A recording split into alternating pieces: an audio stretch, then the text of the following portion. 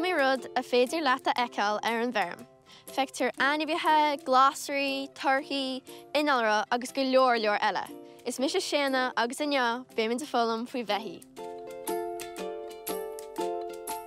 Is iad bheithígh na hainmhithe feirme is coitianta agus is fórleithne in éireann.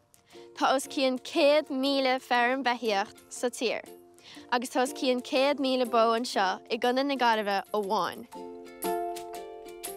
Tugtar bodóg ar bhó bhaineann, tugtar taramh ar bhó idan,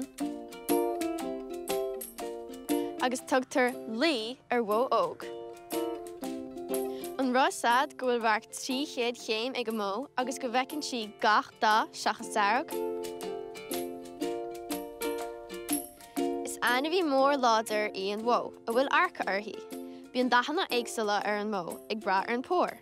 Is féidir lé a bheith down, nó dan agus bon, nó dubh agus bon, ar nús na cín atá ar an bhFeirm seo.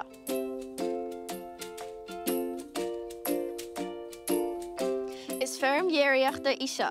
Cuineann feirmúirí bheithí déireachta margheall ar maine blasta a dhéanann siad. Déanann an gnámhó dhéireachta idir 6 go 8 ngáún baine gach lá. Is ionan é sin agus 3 lítir baine. Caithfear go leor bia a thuirt do na bheithí, mar go mbíonn neart fuinneamh wathú chun baine a dhéanamh. Úsáid tar an baine sin chun go leor bia eile a dhéanamh, mar hampla im, uachtar, iogurt agus cáis. Ó, tá ochras san isiarm.